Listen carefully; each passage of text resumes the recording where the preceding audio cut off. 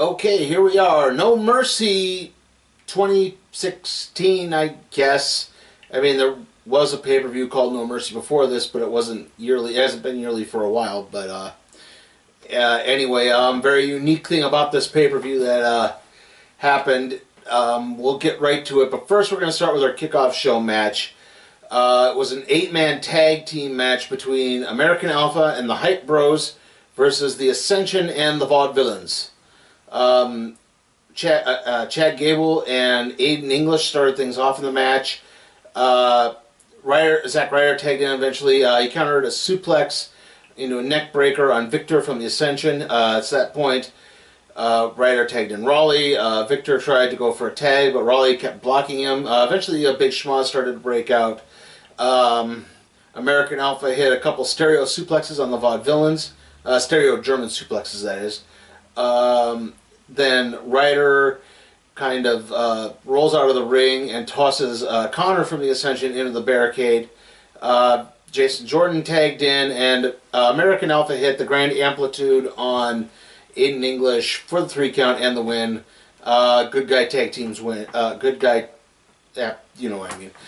American Alpha and Hype Bros win. And this is where some of the unique things is. Now, originally there was going to be a second kickoff show match between Jack Swagger and Baron Corbin, but that got moved to later in the show, so we'll obviously cover it at that point. This match was it was pretty blasé. I could have sworn this might have been the kickoff show match for Backlash. I want to say, or something like this happened. We had another 8-man tag or 10-man tag or something like that. Anyway, pretty forgettable. Hopefully they'll get American Alpha back into the tag title picture here soon. And now on to the show proper and the very unique opening match, which is the triple threat match for the WWE Championship. Yes, they decided they needed to open the show with the main event, as they called it. Anyway, it's the triple threat. AJ Styles, Dean Ambrose, and John Cena. As they get to the ring, all 3 men try to get right into it and hit their finishers, but something would happen to break those up.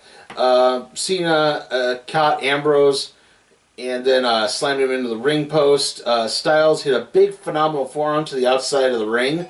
And the phone goes off, sorry. Styles hit a big phenomenal forearm to Cena on the outside of the ring. Cena hit a double German suplex on Styles and Ambrose. Basically, Cena had, I believe it was Ambrose who had Styles in the waistlock, and then he lifted both of them up. Anyway, let's see, Cena went for an attitude adjustment. Styles countered that into a Pele kick. Ambrose hit a flying elbow onto Cena. Ambrose countered a Frankenstein into a sunset flip. Styles countered a flapjack into a victory roll. Cena hit a 10-knuckle shuffle, not a 5-knuckle shuffle, on Styles and Ambrose, and then hit dueling AAs on both of them. Only got Styles rolled out of the ring. Ambrose only got a 2 count. Styles hit an apron suplex on Cena. Styles then hit a springboard 450 splash on the Ambrose for a 2 count. Cena got back in the ring, locked the SDF on Ambrose, but Styles locked it on Styles, and then Styles looked like he was going to tap out, but then Ambrose reached and blocked it. At another point, then Ambrose locked on the calf crusher onto AJ Styles, and then Cena came in and locked on the SDF. Styles tapped out, and the bell went off, but the ref basically said, no decision, I'm not counting that, that's not counting. This match continues, so the match continued. Ambrose and Cena fought for a while. Ambrose hit the dirty deed on Cena, but Styles pulled the ref out of the ring. Cena hit an avalanche attitude adjustment onto Ambrose, but then Styles got into the ring with a steel chair, hit Cena in the stomach and then across the back, covered him for the 3 count. AJ Styles retains. Okay, putting aside the whole novelty of the fact that they opened up with the main event, this match was it was very enjoyable. It definitely helped with me since I have to watch these at weird hours. So, getting the main event sort of right away at the beginning was meant I wasn't so tired towards the end of the match, so it was a little easier to take notes. But other than that, like I said, a lot of really good action. Pretty standard triple threat match, really. I mean, the only difference being I can't remember a triple threat match where heel retained because of steel chair. I can't remember it, honestly. Okay, now on to the next match of the evening. Nikki Bella versus Carmella. Carmella started opening up with a lot of slapping, and then Nikki got Carmella by the hair and does the hair pull toss, where you pull the girl's hair and just swing her around. Carmella slammed Nikki into the ring barricade and then into the LED board on the side of the ring. Carmella then did a bow and arrow across the ring post. Carmella hit a Bronco Buster and got a 2 count. Nikki hit the Bella Buster and got a 2 count. Nikki did a springboard roundhouse kick. Carmella eventually would lock on the Cone of Silence. Nikki managed to fight out of it the first time, but Carmella held on to the hold just long enough to get a second Cone of Silence on, but Nikki got to the ropes. Then Nikki hit the Rack Attack 2.0, as they're calling it, the TKO move. That's her new finisher. Got the 3 count and the win. Yeah, pretty standard match. No shock that Nikki Bella goes over. To be honest, it's more shocking when Nikki Bella loses nowadays than when she wins. Okay, our next match is the SmackDown Tag Team Championship match. Beauty and the Man Beast, a.k.a. Heath Slater and Rhino, versus the Usos. Okay, to start things off, we now have a way to differentiate the Usos now other than the face paint. At least for this match. Jimmy was in a shirt and Jay was not in a shirt. Anyway, Rhino and Jimmy started off. Slater eventually tagged in. The crowd began chanting, "He's got kids! He's got kids!" Rhino hit Jimmy with a big belly-to-belly suplex, and Jay distracted Rhino, allowing Jimmy to get a super kick in and got a bit of the upper hand. Slater would eventually get the hot tag, hit a big neck breaker on Jay, got a 2 count. Slater hit a top rope power slam and only got a 2 count. It's actually pretty impressive because believe Jimmy was Jay. Yeah, Jimmy I think was going up for the top rope splash, and Slater just got up and ran and got the move off. I honestly thought that was going to be the end of the match, but it wasn't. Jimmy hit a super kick on Slater. Then Jay came into the ring, locked on the Tequila Sunrise. Outside the ring, Rhino gores Jimmy. Rhino gets into the ring, breaks the hold, and then gets the tag from Slater, gores Jay, gets a 3 count.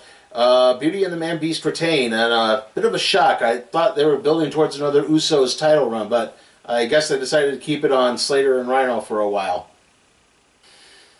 Okay, and now we finally reached the Jack Swagger versus Baron Corbin, no longer on the kickoff show match, and yeah, this was a time filler, really. I guess they felt they needed a cool down after 2 title matches and a women's feud that had been building over a few weeks. So I guess they needed a quick throwaway thing.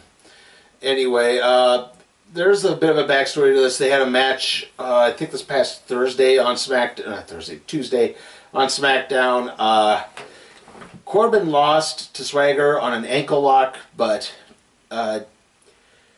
he didn't really tap out. He didn't pass out or anything. It looked like it was an innocent mistake by the refs, so Corbin wanted a rematch. Anyway, starting things right off the bat, Corbin jumped Swagger. Corbin then sandwiched Swagger's hand in between the ring steps in the ring and stomped on it. Corbin was just working Swagger's hand the whole time, trying to get him to not put on the ankle lock. Swagger hit a Swagger bomb, got a 2 count. Corbin hit a deep 6, got a 2 count. Swagger eventually countered an enziguri into the ankle lock. Corbin managed to just get to the ropes. In the midst of everything, he poked Swagger in the eye and then hit the end of days for the 3 count. So, yeah, just a pretty humdrum, 50-50 booking match. Anyway, the match after that is the WWE Intercontinental Championship match. The Miz and Dolph Ziggler. Should Dolph Ziggler lose, Ziggler would be retired. Right off the bat, Ziggler tried to go for a super kick. Miz dodged. Ziggler then... What did I write here? Sorry. Oh, he dropped Miz over the top rope, or clothesline Miz over the top rope, sorry. Clothesline Miz over the top rope. The two began fighting again. They got back into the ring. Miz whipped Ziggler into the turnbuckle. Miz did the catapult across the bottom rope. Miz began mocking Daniel Bryan and doing the yes chant all of the time as he stomped Ziggler's knees into the mat.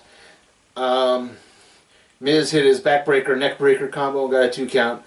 Ziggler rallied, began to hit a series of clotheslines. Miz hit a DDT after a drop kick to the knee and got a 2 count. Ziggler countered a figure 4 into a small package, got a 2 count. Miz does manage to get a figure 4 locked on. Ziggler starts stretching for the ropes. Miz starts backing away to try to keep the hold locked on. Eventually Ziggler would get to the ropes. So at this point Maurice got on the ring apron and distracted the ref just long enough for Miz to remove the top turnbuckle pad in one of the corners. Ziggler hit a Rough Rider, got a 2 count. Miz then tossed Ziggler into the exposed turnbuckle and then hit the skull crushing finale for a 2 count. Ziggler hit a zigzag for a 2 count. No, Miz did not hit the skull crushing finale for a 2. He hit the slingshot powerbomb, my mistake, for a 2 count. Ziggler then hit the zigzag for a 2 count. Ziggler then locked on a sleeper hold, but Miz got to the ropes. Maurice then sprayed Ziggler again, blinding him. Miz hit the the skull crushing finale. Then Ziggler got his foot on the bottom rope. Miz accidentally pulled off Ziggler's boot, trying to get a figure 4 locked on again. Ziggler super kicked Miz. It's at this point that Kenny and Mikey from the Spirit Squad returned. They ran down to the ring, distracted the ref. Miz hit the skull crushing finale again, only got a 2 count. At this point, the ref had had enough and ejected Maurice and the Spirit Squad members from the ring area, and that distracted them, Miz, just enough for Ziggler to super kick him and get the 3 count for the victory. Your new Intercontinental Champion, Dolph Ziggler. This was probably the match of the night, really. Like I said, Ziggler did a really good job of selling and telling the story in this. Every time he tried to, it looked like he would be down. He just managed to have that last little ditch effort to get, get his foot under the ropes after getting the skull crushing finale. Untying his boots so that it would come off when the Miz was pulling out for a figure 4, and everything that was setting up for it. Did a good job. I honestly thought that Miz was going to win this. At least get Ziggler off of TV for a while, but nope, Ziggler's the new champ. Okay, now on to our second to last match of the night. Now this was originally going to be the Women's SmackDown Championship match between Alexa Bliss and Becky Lynch.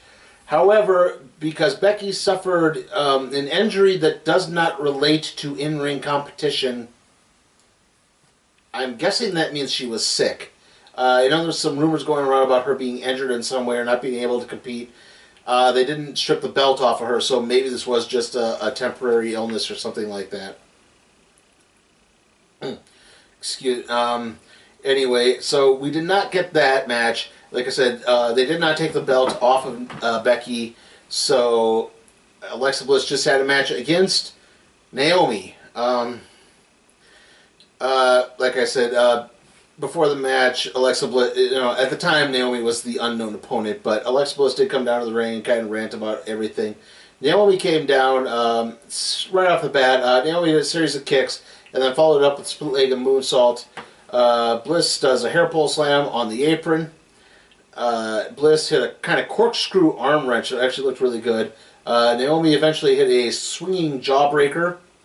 Naomi hit the rear view and only got a 2 count. At this point, Bliss began to rally back. She locked on a cross armbreaker, but Naomi managed to counter in such a manner that resulted in a 3 count. So Naomi actually wins. And afterwards, Alexa Bliss threw a fit in the ring, and the announcer speculated that, maybe now Naomi's the #1 contender and not Alexa Bliss. Yeah, obviously a match that was really thrown together at the last minute here. Probably next to the Swagger or Corbin match, the only real clunkers of the night. Excuse me. Anyway, and now on to our last match of the night, which is not the main event. Okay. Randy Orton versus Bray Wyatt. Take two. Wyatt entered the ring and immediately just, without even grabbing the mic, he was just calling out to Randy, "Come on, Randy! Come on, Randy!" And then Orton's music hits. He came down. Right off the bat, Orton went for an RKO, but Wyatt rolled out of the way. Wyatt hit a double throat chop. Wyatt went for the Sister Abigail. Orton countered it and whipped Wyatt through the ring ropes into the outside area. Orton went for another RKO, but Wyatt countered that and tossed Orton over the announcer's table. Wyatt crashed into Orton and sent him flying into the ring barricade. Wyatt hit an apron DDT. Orton countered his Sister Abigail into a power slam, got a 2 count. Wyatt hit it for a Nagi for a 2 count. Wyatt earlier had set up the ring steps to do something, but eventually it paid off in the sense that he laid Orton on top of them, tried to hit the running senton, but Orton rolled out of the way at the last second, so Wyatt just crashed onto the ring steps. Orton then hit his Hangman DDT. He started to go for an RKO, and then the lights went out, and he did the whole Wyatt family entrance, and when it came up, Luke Harper was standing in the ring. Luke Harper doesn't even lay a finger on it. It's just distracting enough for Wyatt to hit the Sister Abigail on Randy Orton for the 3 count and the victory. This was an alright match. This was it definitely put this at above average. It's nice to see Luke Harper finally back. Good to get him onto SmackDown, I think. I think Eric Rowan recently gotten injured, so he's not going to be able to help Bray Wyatt out. This at least gets the Wyatt family in some way, shape, or form still on SmackDown. Braun Strowman can still stay on Raw. I mean, Braun Strowman doesn't really associate with the Wyatts anymore. They don't mention it at all, so I think this works for it all. Anyway, overall thoughts on the show? Well, I mean, again, sort of taking off the novelty of, yeah, they had the world title match, the first match of the show. I guess they weren't feeling too high on the momentum coming into this, and you know, maybe the idea of excuse me, the fact that the women's title match got junked. You know, maybe they thought they needed something to spice this up, but I don't know how it exactly fits into everything. It's a little confusing why it was they did this. I mean, the match itself was not bad, and like I said, because of the way I watched these things, it was a little easier to cover. I wasn't, you know, half awake. But at the same time, it's like you started off the show with the money match. I don't know if that was necessarily the right thing, because someone could have just watched that and then stopped watching. But overall, it was a good show. Like I said, really only 2 clunkers in this thing. The Swagger Corbin match, which was just a time filler, and the women's match between Alexa Bliss and Naomi. Again, obviously because this was a last-minute thing, it just didn't seem to gel very well. So, I think overall I'm going to give this show just a B. I mean, overall I was pleased with it. Most of the match was really good, except for those 2 clunkers. I don't know if I could really drop it all the way down to C level. Maybe if there had been another clunker match I would, but for now, yeah, B is what I'm going to go with. Okay, so if you watched the previous video, the Conan the Frost Giant's Daughter review, yeah, I know that that was not a very well done video. Depending on what happens, I might be able to go back and get an improvement done to that, so maybe you'll get a new and improved video. I am going to have to do a vlog later this week, talking about, again, my video editor problems. I don't think I'm going to go with Movie Studio Suite. I think I'm probably just going to upgrade Pinnacle. I think my videos with Pinnacle look a lot more professional. Like I said, I'll talk about it more in that. Also talk about some of the problems I've been having with Movie Studio Suite. But again, I'll probably do that vlog. Hopefully, maybe next week I could get together and get something... get a new and improved version of episode 51 of the Random Trade Review, the Conan one. So hopefully that'll look a little bit better. See you all then.